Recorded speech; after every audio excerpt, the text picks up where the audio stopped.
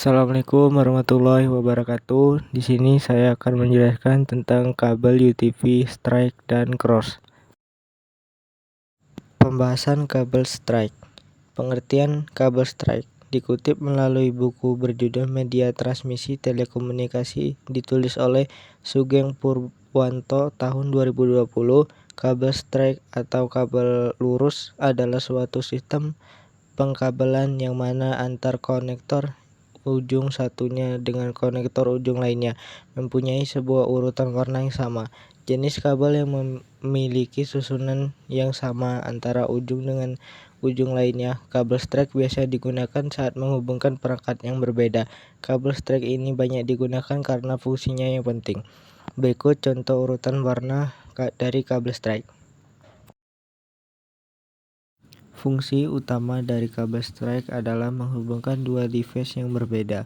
Berikut ini fungsi lain dari kabel strike: menghubungkan antar switch ke router jaringan, menghubungkan antara switch ke hub jaringan.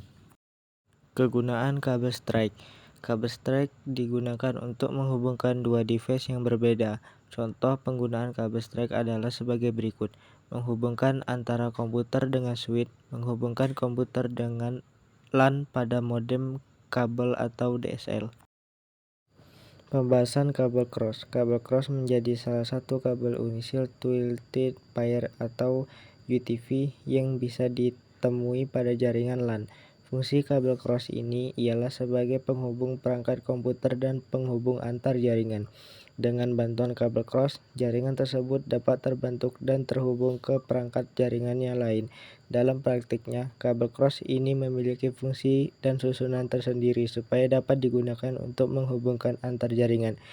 Berikut contoh urutan warna kabel cross.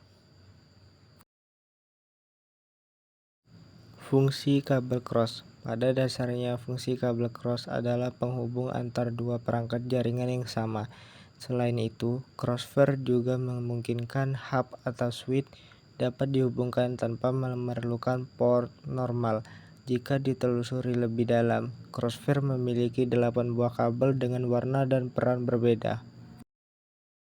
Kegunaan kabel cross. Contoh penggunaan kabel crossover adalah sebagai berikut: menghubungkan dua buah komputer secara langsung, menghubungkan dua buah switch, menghubungkan dua buah hub.